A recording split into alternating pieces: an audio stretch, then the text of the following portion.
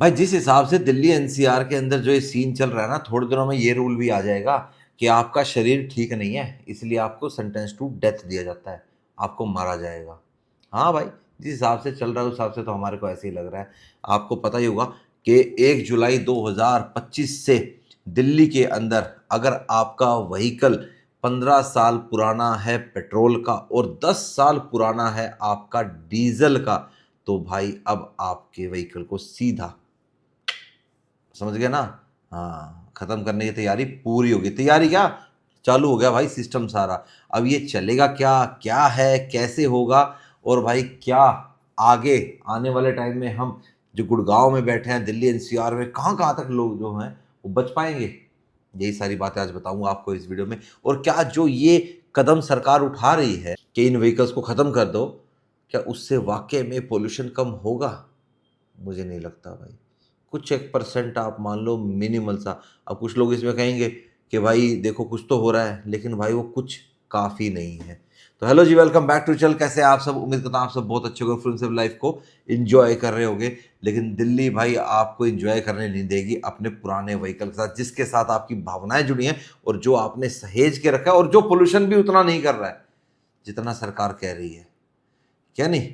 तो भाई नया रूल ये कहता है कि 1 जुलाई 2025 से अगर आपकी गाड़ी दिल्ली की सड़कों पर चलती पाई गई, तो भाई साहब आपकी गाड़ी को या तो दिया जाएगा पहले फाइन, फिर उसके बाद भाई उसको सीज भी किया जाएगा, और फिर उसको जबरन आपका स्क्रैप सेंटर भी भेजा जाएगा। और ये लागू कैसे होगा, पकड़ेंगे कैसे? दिल्ली के 500 से अधिक पेट्रोल पंप्स पे भाई ANPR कैमराज इंस्टॉल हो चुके हैं और चालू भी हो चुके हैं। अब ये ANPR क्या है?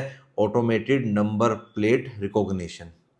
तो ऑटोमेटिकली जब आपकी गाड़ी पेट्रोल पंप पे जाएगी तो वहाँ पे वो जो कैमराज लगे हैं, पेट्रोल पंप को पूरा कवर कर रहे हैं कैमराज, और इनका मकसद ही यही है कि उस नंबर प्लेट को स्कैन करना जो गाड़ी आपकी पेट्रोल पंप पे आ रही है। तो वहाँ से वो उस नंबर को स्कैन करेंगे और वो कैमरा जो है वो कनेक्टेड होगा आपके वाहन से, तो वहाँ से उसका डाटा निकलेगा। अब सबसे पहले तो पेट्रोल पंप वाले भाई मना करेंगे कि जी हम आपकी गाड़ी को फ्यूल नहीं दे सकते, आपकी गाड़ी बुजुर्ग हो चुकी है, मतलब वैसे वो भले ही तंदुरुस्त हो लेकिन साल उसके ज़्यादा हो गए हैं, तो अब वो भाई साहब ख़त्म होगी गाड़ी, अब आप उसको नहीं चला सकते। ठीक है जी, हम तो तेल नहीं देंगे। और अगर किसी ने ऐसा करने की कोशिश की कि भाई डाल देना कौन देख रहा है, तो उस पेट्रोल पंप कर्मचारी की नौकरी भी जाएगी और उस पेट्रोल पंप के ऊपर भी फाइन लगेगा भाई। तो कैमरा ने आपकी गाड़ी को स्कैन किया, नंबर प्लेट से उसका डाटा क्रॉस चेक हुआ, और अगर आपकी गाड़ी पाई गई भाई वही 15 साल से ऊपर, 10 साल से ऊपर, मतलब 15 साल पेट्रोल और 10 साल डीजल से ऊपर, तो आपकी गाड़ी को भाई ऑनलाइन चालान भेज दिया जाएगा। उस टाइम मौके पे भी सीज कर सकते हैं। अगर आसपास कोई टीम हुई तो वो मौके पे आके भी आपकी गाड़ी को इम्पाउंड कर सकते हैं, सीज कर सकते हैं, और जबरन उसको भाई साहब सीधा स्क्रैप सेंटर भी भेज सकते हैं। तो मोटा मोटा दिल्ली के अंदर तो भाई अब 10 साल 15 साल पुराने व्हीकल भाई अब पेट्रोल नहीं डलवा पाएंगे या डीजल नहीं डलवा पाएंगे। तो वो सोचेंगे कि भाई हम चलते हैं गुड़गांव, फरीदाबाद, गाजियाबाद, नोएडा। चले जाओ भाई, आज तो चले जाओगे, लेकिन बाद में क्या करोगे? आऊँगा इसके ऊपर भी, अभी आएँगे। पहले आपको बता देता हूँ कि दिल्ली के अंदर 62 लाख ऐसे व्हीकल्स हैं जो EOL हो चुके हैं, एंड ऑफ लाइफ व्हीकल्स जो हैं। ठीक है? ये डाटा कलेक्ट किया गया है। अब 62 लाख में से 41 लाख सिर्फ टू व्हीलर्स हैं, और मेरे को नहीं लगता 41 लाख टू व्हीलर्स सारे जीवित पड़े होंगे। बहुत तो खत्म भी हो चुके होंगे, मैं मानता हूँ बहुत पोल्यूशन कर भी रहे होंगे, मैं ये डिनाई नहीं करता कि वो पोल्यूशन नहीं कर रहे होंगे। कुछ जो मेंटेन नहीं हुए वो कर भी रहे होंगे, और भाई कुछ व्हीकल्स ऐसे भी हैं जो ऑलरेडी दिल्ली से बाहर बिक चुके होंगे, उनकी NOC इशू नहीं हुई होगी। बहुत सी ऐसी गाड़ियां हैं। इवन अभी पीछे अपने एक सब्सक्राइबर का आई थिंक मैसेज या मेल था जहाँ मैंने पढ़ा था, तो उन्होंने ये बताया कि विक्रम भाई मेरी गाड़ी मैंने खरीद ली और मैं NOC नहीं करवा पाया, और अब मेरी गाड़ी को डी रजिस्टर कर दिया गया है, बताओ मैं क्या करूं? हाँ भाई, एक बार जब डी रजिस्टर होगी तो दोबारा रजिस्टर करनी तो बड़ी मुश्किल है, गाड़ी हो ही नहीं सकती। आप टाइम रहते अगर वहाँ से NOC ले लेते, और जिस भी स्टेट में आप हैं, आई थिंक मेरे ख्याल से J&K के थे वो, तो वहाँ पे आप अपनी गाड़ी को रजिस्टर करा सकते थे। लेकिन अब आपने NOC नहीं ली और गाड़ी डी रजिस्टर हो गई, तो अब कोई ऑप्शन नहीं है, अब तो ऐसे ही 2 नंबर में चलेगी भाई गाड़ी। तो ये सिचुएशन है। मेरा ये कहना है कि पहले आइडेंटिफाई करो दिल्ली के अंदर हैं कितनी। ये तो ठीक है, आपने बता दिया 62 लाख है, उन 62 लाख में से दिल्ली से बाहर भी तो गई होंगे एनओसी होके पहले ही, और अब तो भाई जाना मजबूरी हो जाएगी, और इसमें बहुत सा नुकसान होगा। देखो जो बेचेगा, अब जो खड़े पैर बेचेगा तो गाहक जो है खड़े पैर भाई उसके पैसे भी उतरने नहीं देगा। अब दिल्ली नंबर गाड़ियों की वैल्यू और कम हो जाएगी, अब लोग लेंगे भी नहीं दिल्ली नंबर गाड़ियाँ। और ऐसा नहीं है कि आप ये सोचोगे कि मेरी गाड़ी दिल्ली नंबर नहीं है, मेरी 10 साल पुरानी है, मैं दिल्ली में जाकर अपना फ्यूल डलवा लूँगा। नहीं भैया, ऐसा नहीं होगा बिल्कुल भी। आपकी ऑल ओवर इंडिया अगर गाड़ी 10 साल पुरानी है डीजल में, और ऑल ओवर इंडिया पेट्रोल में 15 साल पुरानी है, तो भी आपकी गाड़ी को भाई साहब वहाँ जाना अलाउड नहीं है, नहीं ले जा सकते आप, नहीं आपको फ्यूल दिया जाएगा। तो ये तो भाई दिल्ली ने तो पूरा ठप्पा लगा दिया कि अब हम यहाँ बिल्कुल नहीं चलने देंगे। तो मेरे को तो थोड़ा सा गलत लगा, थोड़ा नहीं काफ़ी गलत लगा कि यार इतना एकदम से ऐसी रूलिंग लगा देना। भाई कितनी बार कहूँगा, हर बार कहता हूँ कि आप अपने पोल्यूशन सेंटर्स की धांधली क्यों नहीं रोकते। जो गाड़ी पोल्यूशन करती है उसको डीरजिस्टर करो ना, जो तय सीमा के अंदर पोल्यूशन कर रही है उसको क्यों मारने पे तुले हुए हो। जो आदमी तंदुरुस्त है और कहेंगे जी आपकी उम्र हो गई 75 साल, अब आपको आगे जीने का अधिकार नहीं है, यही बात होगी ना। जो चीज तंदुरुस्त है, जो फिट है, जो हेल्दी है, उसको तो चलने दिया जाए। पर पता नहीं भाई कंपनीज की किनकी क्या मिली भगत है, कुछ नहीं पता भाई कि ऐसी रूलिंग क्यों आ रही है। हालांकि अब फर्क तो पड़ेगा, सेल पे भी फर्क पड़ेगा। ऐसा नहीं है कि गाड़ियां धड़ल्ले से बिकेंगी दिल्ली में, नहीं। अब लोग बल्कि उल्टा डरेंगे कि यार 10 साल बाद तो यार गाड़ी रही नहीं, कुछ नहीं है, 5 साल बाद बेचे जाएंगे तब वैल्यू कुछ मिलनी नहीं है, तो किस लिए लेनी। काफ़ी लोग अब पब्लिक ट्रांसपोर्ट में भी शायद उस तरफ बढ़ जाएं, पर पब्लिक ट्रांसपोर्ट कौन सा इतना वो मिलेगा। फिर पब्लिक ट्रांसपोर्ट की बात फिर कभी करेंगे। पूरा सिस्टम एक काम कैसे करेगा, गाड़ी आई दिखी, अलर्ट चला गया सीधा वहाँ पे अथॉरिटी में, वहाँ से वो अलर्ट हो गई, उस टीम ने वहाँ का चलान इशू कर दिया। तो इस तरीके से ये सारा सिस्टम काम करेगा। इसका चलान कितना बनेगा, 4 व्हीलर पे 10,000 का लगाएंगे भाई, और 2 व्हीलर पे ये 5,000 रुपये का लगाएंगे। और अगर आपकी गाड़ी वहां से टो होके लेके गए हैं और पार्किंग में उन्होंने अपनी खड़ी करी है, तो उस पार्किंग और टोइंग का खर्चा भी आपको ही बेयर करना पड़ेगा। अब आते हैं उस बात पे कि आप दिल्ली ना डलवा के कहोगे मैं गुड़गांव फरीदाबाद बाहर डलवा लूंगा, दिल्ली से बाहर फ्यूल डलवा लूंगा। तो भाई कब तक, 1 नवंबर 2025 से गुड़गांव, फरीदाबाद, गाजियाबाद, नोएडा और आपका सोनीपत, यहाँ पे 1 नवंबर 2025 से आपको ये कैमराज इंस्टॉल हो जाएंगे। तो वहाँ पे भी आप फंसोगे, वहाँ पे भी नहीं डलवा सकते। वहाँ की जो गाड़ियाँ हैं, वहाँ के बाहर की जो गाड़ियाँ आती है वहाँ डलवा के निकलती हैं, तो उन गाड़ियों को भी फ्यूल नहीं मिलेगा वहाँ से, और वो गाड़ी पकड़ी गई तो वही चलान सीज ये सब रहेगा। अभी और को 1 अप्रैल 2026 से, यानी अगले 6 महीने में, ये पूरा जो एनसीआर है, नेशनल कैपिटल रीजन जो है पूरा, उसमें लागू करेंगे। अब वो तो भाई साहब 100 किलोमीटर तक है, यानी आप यूँ देख लो, फिर पानीपत, फिर इधर से आपका रोहतक तक चले गए, इधर आपका भिवाड़ी तक चले गए, राजस्थान भी भाई टच हो जाएगा, ठीक है। इधर और बढ़ जाओ यूपी की तरफ। भाई क्या है, ऐसा क्या पोल्यूशन हो करती हैं भाई ये गाड़ियां यहाँ पे, जो इतना पीछे पड़ रहे हैं इतना इनके। ठीक है भाई, मानते हैं गाड़ियां पोल्यूशन करती हैं, लेकिन जो नहीं कर रही उसको तो जीने दो भाई। बहुत से लोग आज भी ऐसे हैं जो अपने पूरे जीवन में एक गाड़ी बड़ी मुश्किल से खरीद पाते हैं। कुछ इमोशंस, कुछ यार भावनाएं कुछ तो जुड़ी होती होंगी उनसे। एक हमारे इंडिया में ही, we are still progressing, developing country हैं हम, अभी हम डेवलप्ड नहीं हुए हैं।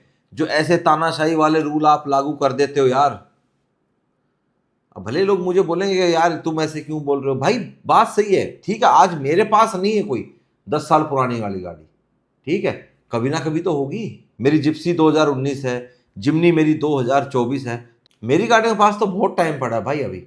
पर लेकिन जिसने अपनी गाड़ी बड़े प्यार से संभाल के रखी है, और आप एक बात बताओ, जिसने गाड़ी 2020 में खरीदी है, जब BS4 का लास्ट वाला फेज बचा था, उनका क्या कसूर है भाई, है। अब जिस बंदे ने 40-50 लाख लगा के 2020 में फॉर्च्यूनर खरीदी होगी, उसकी फॉर्च्यूनर तो 2030 में जीरो हो गई भाई। अब बताओ। और जिसने 2020 या 2021 से BS6 डीजल गाड़ियां खरीदी है, तो इसका मतलब तो BS6 भी 10 साल बाद भाई पोल्यूशन करने लग जाएगा। आप तो उसको भी स्क्रैप करवाओगे। स्क्रैप करवाओ, स्क्रैप को मैं भी कहता हूं कराओ, लेकिन उन गाड़ियों कराओ जो गाड़ियां खत्म हैं, खत्म सी गाड़ियों कराओ यार। ऐसे सही चलती गाड़ियों को क्यों छेड़ते हो? डाटा अपना करेक्ट नहीं करते, पूरी इंफॉर्मेशन निकालते नहीं हो, सीधा बस कानून लगा दिया और भाई करो, हम तो ऐसे चलेंगे। क्या इसीलिए लोगों ने आपको चुना था कि आप ऐसी पॉलिसीज बनाओगे? हैं भाई, मेरे को तो नहीं सही लगा ये चीज़ ना, कि आप अभी दिल्ली में लागू कर रहे हो, फिर पूरे दिल्ली NCR में करोगे। चलो गुड़गांव फरीदाबाद तक का तो मैं मान लूंगा, चलो दिल्ली में ही आता है, फिर पूरा रीजन आप ले रहे हो यार, 100 किलोमीटर का ले रहे हो। थोड़े दिन में पूरे देश में लागू कर दोगे आप यही चीज़ें, कि 10 साल बाद गाड़ी चलेगी नहीं डीजल की। कहाँ जाएंगी भाई? इतना स्क्रैप कहाँ जाएगा, कहाँ करोगे? गाड़ियाँ खत्म होती हैं। हाई एंड जो लग्जरी कार्स है, 2-2, 3-3, 4-4 करोड़ की लोग खरीदते हैं, 1 करोड़ की भी मान लो, तो 10 साल में तो आपने उसके 1 करोड़ जीरो कर दिए। इससे बढ़िया तो बंदा अपने 2-3 अफोर्डेबल फ्लैट बुक कर लेगा, है वो जीरो होंगे और फ्लैट भाई साहब आपको 2 गुना 3 गुना दाम करके देंगे। वो ज्यादा बढ़िया नहीं है? तो गाड़ी एक टाइम पे लग्जरी हुआ करती थी, आज जरूरत भी है, लोगों को इधर उधर जाना होता है, उनका मीन्स ऑफ ट्रांसपोर्ट भी है भाई खुद का। और बंदा भाई थोड़ी बहुत तरक्की इसलिए मानता भी है कि भाई थोड़े पैसे कमा लिए, गाड़ी ले ली, थोड़ा पैसा कमा लिया, घर ले लिया, यही चीज तो है यार। क्यों मारने पे तुले हुए हो एक मिडिल क्लास मैन को यार? बड़े को तो फर्क पड़ेगा ही नहीं, जिसके पास पैसा होगा वो गाड़ी अपनी बेच के दूसरी ले लेगा भाई, पर मिडिल क्लास तो मर गया भाई। पहले टैक्स देने में मर लिया, फिर गाड़ी में भी मर लिया। मेरा इस वीडियो में यही था बताना कि भाई देखो, ये एक रूल नया और लागू हो गया है, इस तरीके से होगा।